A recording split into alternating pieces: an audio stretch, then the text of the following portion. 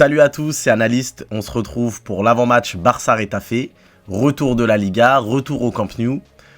Gros match, gros enjeux. Dans cette vidéo, on va revenir sur les compositions probables, les enjeux et les attentes de ce match-là. Donc Barça-Rétafé, retour de la Liga après la Super Coupe d'Espagne. J'attends vraiment de voir une équipe qui revient avec énormément de motivation pour abattre l'ennemi et créer la distance avec le Real Madrid. Real Madrid qui, après la Super Coupe d'Espagne, a enchaîné là en Copa contre Villarreal. Je vous avoue que quand j'ai vu le Real mener 2-0 à la mi-temps par Villarreal, je les voyais déjà s'écrouler, s'effondrer dans la course au titre.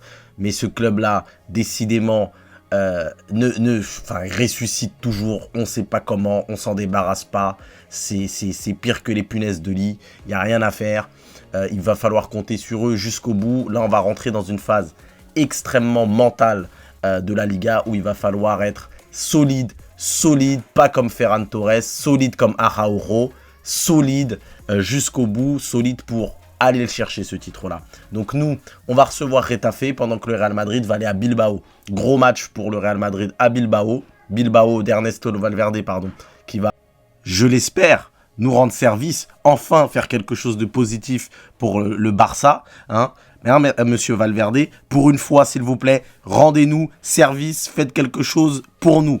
Allez gagner contre le Real Madrid à domicile, pour qu'on creuse l'écart et qu'on se retrouve avec 6 points d'avance. Parce que 6 points d'avance, là, ça commence à être conséquent dans une Liga où je pense que les deux gros ne vont pas perdre tant de points que cela, à contrario des années passées. Donc nous, on va rencontrer Rétafé à domicile. De toute façon, c'est surtout sur nous qu'il va falloir se concentrer parce qu'on a notre destin en main. On est devant, on est leader, on ne dépend pas du Real Madrid. Donc moi, contre Rétafé, j'attends réellement, au-delà de la victoire, qui évidemment est impérative, mais j'attends aussi un visage différent dans le jeu, un visage conquérant. Pourquoi? Parce que l'équipe a gagné un titre. L'équipe doit normalement entrer dans une nouvelle dynamique. On l'a vu contre Ceuta en Copa del Rey cette semaine. 5-0, on n'en parle plus, une fessée. Alors oui, pendant 40 minutes, ça n'allait pas. Mais derrière, en deuxième mi-temps, ça a été très autoritaire. 5-0, merci, au revoir. Vous êtes venus avec les enfants. Vous repartez avec les enfants qui vont aller pleurer dans leur chambre. C'est comme ça, c'est méchant, c'est le Barça de retour. Et c'est ce que j'attends contre Rétafé. Contre Rétafé, j'attends également de voir un Ansu Fati qui va enchaîner, qui va avoir la possibilité pour la première fois cette saison de faire 2 matchs titulaires de suite, puisque Ferran Torres et Lewandowski sont suspendus 2 matchs. Donc normalement, Ansu devrait être titulaire en pointe. Pour Ansu, c'est le moment ou jamais de revenir sur le devant de la scène. Il va pouvoir enchaîner 2 titularisations puisque Ferran et Lewandowski sont suspendus donc demain et la semaine prochaine contre Girona. C'est vraiment l'occasion pour Ansu, pour la première fois de la saison, d'avoir du rythme et de la continuité. Là, il est sur une phase ascendante. Il a marqué contre l'Intercity, il a marqué contre le Betis, il a marqué contre Ceuta. Il faut qu'il continue, il faut qu'il performe, il faut qu'on le retrouve. Donc demain, au niveau des compositions, on devrait partir sur un 4-3-3 normalement. Donc avec la défense, donc la défense qui aujourd'hui est la défense type. Baldé, Christensen, Araujo, Koundé à droite. Alors à voir si Araujo est laissé au repos parce qu'il a eu des douleurs. Auquel cas, certainement Sergi Roberto jouerait à droite et Koundé dans l'axe. Mais a priori, Araujo serait titulaire. Au milieu, un milieu à 3, avec évidemment le fondamental, le vital, l'homme qu'on ne présente plus, le capitaine, le gyrophare, que dis-je, enfin bref, le gyrophare, je sais même pas si c'est la bonne expression, j'en perds presque mon latin. Donc Busquets qui va, d'ailleurs oui c'est pas le gyrophare, c'est le phare. Busquets qui va donc être évidemment titulaire, et devant lui, Pedri, Gavi. A priori, Frenkie ne devrait pas jouer. Bon, c'est pas anormal, c'est pas illogique, on va pas crier au scandale, puisqu'il n'a pas eu une semaine d'entraînement complète. Il a été à l'écart, pendant la semaine, donc ce serait pas illogique. Alors une fois n'est pas coutume, j'ai la même formation que Xavi, je partirai, dans la mesure où Frenkie ne s'est pas entraîné normalement, je partirai sur le même 11.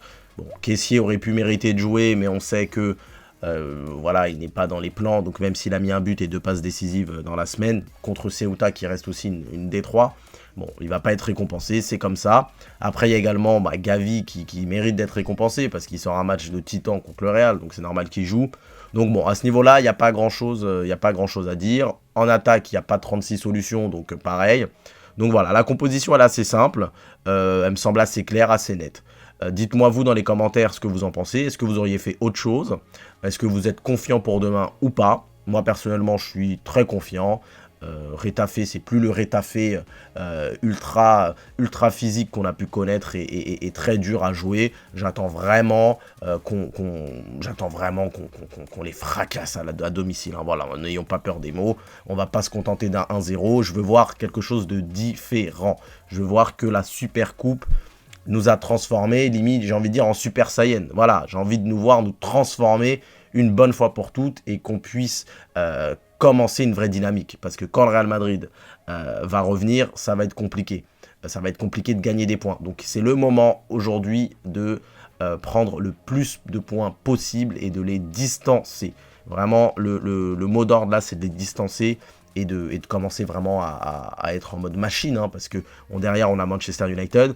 Alors la semaine prochaine on a également un match de Copa en milieu là, de semaine contre la Real Sociedad à domicile, le quart de finale pour passer en demi, donc ça aussi faut le préparer, rien de mieux qu'une victoire pour cela. Donc j'attends demain un gros match, une grosse performance. Dites-moi vous, quelles sont vos attentes? Est-ce que vous êtes confiant? Donc comme je vous l'ai déjà dit, est-ce qu'il y a des choses que vous souhaitez voir? Est-ce que vous êtes satisfait pour le moment de ce que vous voyez? Alors, petit point départ également, parce qu'on n'en a pas parlé, mais Memphis Depay est donc parti hein, du FC Barcelone. Il a signé à l'Atlético pour 3 millions d'euros.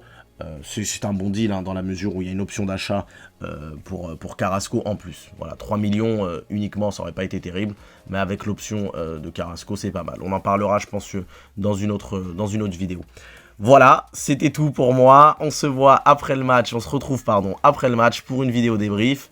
Bonne journée à tous et bon match!